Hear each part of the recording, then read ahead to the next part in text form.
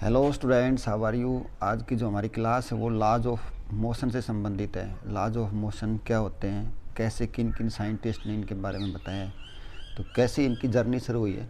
तो स्टार्टिंग करते हैं हम एरिस्टोटल फालासी से। एरिस्टोटल फालासी क्या है कि फालासी क्या होती है। फालासी का मतलब कि जैसे किसी बात को हम प्रूव न कर पाएँ, कोई चीज़ बता दे। जैसे देखो, हर आदमी ये यकीन करता है कि गॉड एग्जिस्ट करता है, कि धरती के ऊपर भगवान है, लेकिन कोई ये सिद्ध नहीं कर पाया कि ये रहा भगवान। ठीक है। तो इसी तरह ही एरिस्टोटल फालासी का मतलब अरिस्टोटल ने कोई जो बात बताई उसको वो सिद्ध नहीं कर पाया, इसको हम बोलते हैं एरिस्टोटल फालासी। देखो, अब एरिस्टोटल ने क्या बताया था।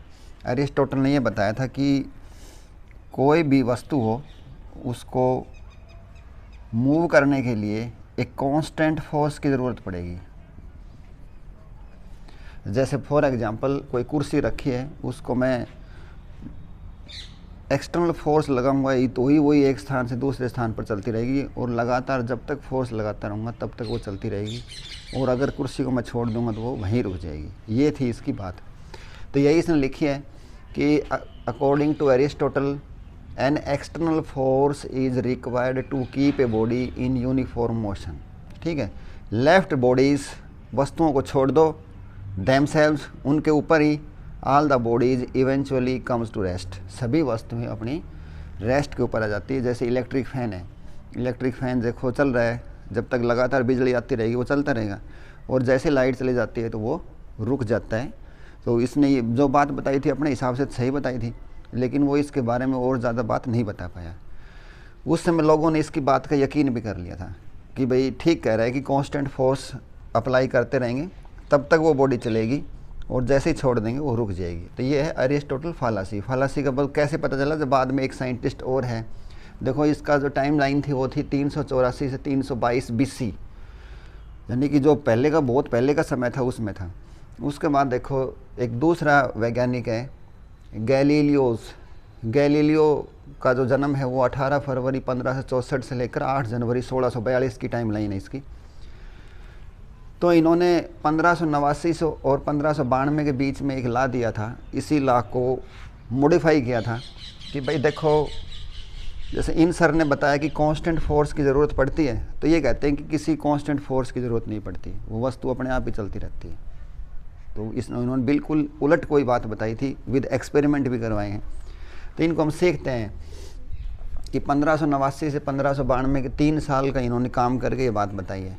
3 साल का काम करके जो बात बताई है, पहले वो मैं बाद में बताऊंगा। पहले हम एक एक्सपेरिमेंट देखते हैं जो इन्होंने किया था। इन्होंने किया था एक सिंगल इंक्लाइंड प्लेन का। इंक्लाइंड प्लेन समझ गया, जैसे कोई ढलान टाइप का, जैसे बच्चों का झूला होता है, ऊपर से नीचे आते हैं यूँ।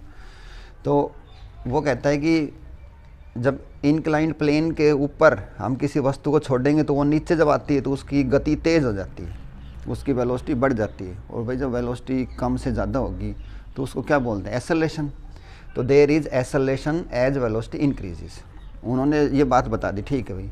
उन्होंने दूसरी बात बताई कि जैसे वस्तु कोई ढलान से ऊपर चढ़ती है तो उसकी वेलोसिटी क्या होगी बताओ, कम होगी। कम होगी तो किस चीज़ का जन्म होता है, रिटार्डेशन। एक्सेलरेशन का उल्टे क्या बोलते हैं, रिटार्डेशन बोलते हैं। एज द वेलोसिटी डिक्रीज, वो बाद में बताऊँगा क्या है वो।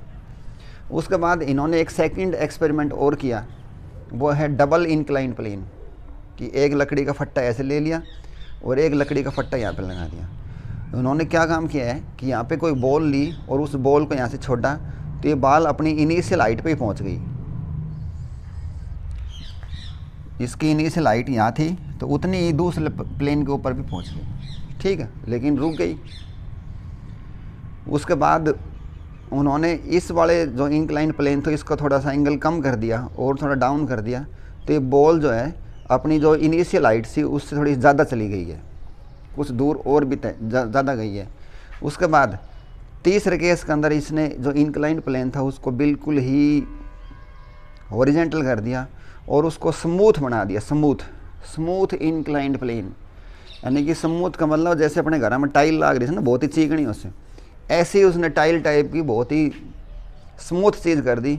अब वो जो बॉल थी ना, वो बॉल जो है वो काफ़ी दूर तक चलती रही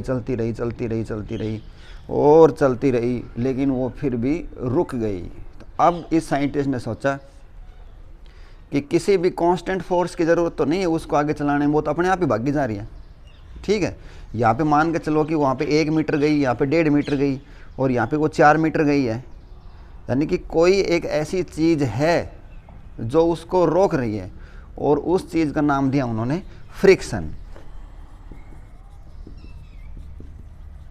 friction, force of friction. Friction की हिंदी होगी, ऐसे समझ लो हिंदी में सिंपल भाषा में पकड़। फोर्स ऑफ फ्रिक्शन यानी कि पकड़ का फोर्स। अगर पकड़ का फोर्स हटा दिया जाए तो ये बॉडी तो कभी रुकेगी ही नहीं।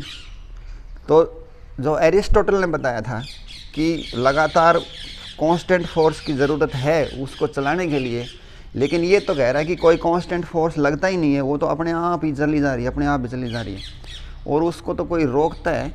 जो रोकता है अगर उसको ख़त्म कर दिया जाए तो वो वस्तु कभी भी नहीं रुकेगी। इसलिए अब क्या लिखा गया है इसके साथ, एरिस्टोटल फालासी, यानी कि इसके अंदर कमी पा गई। इसमें एक जो कमी थी वो इन्होंने बता दी कि इसमें ये कमी थी। अब सुनो, सारी स्टोरी जो है वो यहाँ से शुरू होगी फ्रिक्शन से, कि फ्रिक्शन पढ़ाऊंगा आगे अपने इस अगली वीडियो के अंदर। तो हम फ्रिक्शन, अब तुम फ्रिक्शन समझ क्या होता है। फ्रिक्शन का मतलब है कि एक ऐसा फोर्स जो किसी भी बॉडी की मोशन को कम कर देता है, रोक देता है। ठीक है, अब उसके बाद देखो इसी से रिलेटेड है तीसरा law, Newton's law of motion. ये भी इसके बाद आया। देखो न्यूटन की जो टाइम लाइन थी वो थी 25 दिसंबर 1642 से 20 मार्च 1727। देखो साल तो वही है। गैलीलियो की डेथ हुई थी 8 जनवरी 1642 को, और न्यूटन का जन्म हुआ था 25 दिसंबर 1642 को, यानी कि करीब करीब ये लगा लो कि 10 साढ़े 10 महीने का लगा लो, या 11 महीने का अंतर लगा लो। तो न्यूटन जिस साल गैलीलियो की डेथ हुई थी उसी साल न्यूटन का जन्म हुआ था। ये उसकी टाइम लाइन है। न्यूटन ने, इन्होंने जो बात बताई थी उनकी अच्छी तरह स्टडी करके 3 नियम दिए। न्यूटन लॉ ऑफ मोशन जो हम पढ़ते हैं, न्यूटन का first law, second law, third law, और ये जो 3 नियम दिए थे ये उन्होंने दिए थे 1727 में, 1687 में, 1687 में, 1727 में तो उनकी डेथ हो गई थी 20 मार्च 1727 को। तो जो 3 नियम दिए थे हम पढ़ भी चुके हैं। आओ इनको एक बार देखते हैं। फर्स्ट लॉ क्या आता है। First law is the law of inertia. Inertia की हिंदी होगी असमर्थता, कि कोई भी बॉडी है वो अपने आप अपनी पोजीशन चेंज करने में असमर्थ है। अगर वो यू है, यू का मतलब अगर वो रुकी हुई है तो उसकी फाइनल वेलोसिटी भी 0 ही होगी।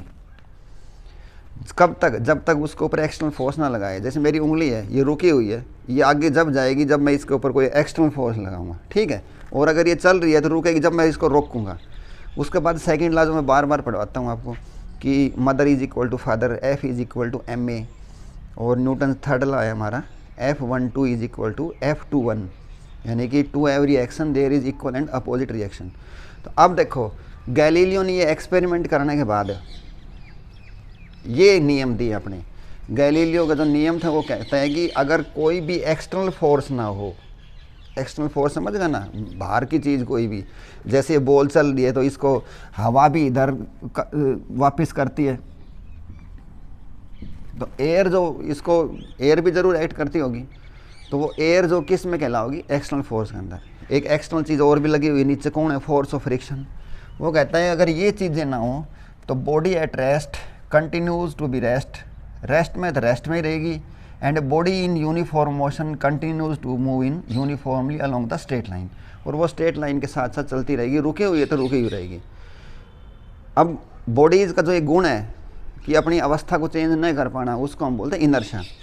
This inherent property of all the bodies due to which they can not change by themselves their state, state का मतलब होगा अवस्था, रेस्ट और motion along a straight line is called inertia. तो ये इनर्शिया की डेफिनेशन एक तो हमने तैयार करनी है, और यहाँ आपके दिमाग में मैंने एक फ़िल्म बना दी है कि मैं जो बताऊँगा कि भाई ये क्यों रुक गई थी, किसने रोकी थी, उस फोर्स का नाम क्या था, फोर्स ऑफ फ्रिक्शन। तो हमारी आगे जो क्लास शुरू होगी वो डायरेक्ट फ्रिक्शन से ही शुरू होगी। आपके दिमाग में ये बात आ जानी चाहिए कि कोई एक वस्तु चल रही है, चलती जा रही है, चलती जा रही है, लेकिन वो किसी ने रोक दी, उसका नाम क्या है, फोर्स ऑफ फ्रिक्शन।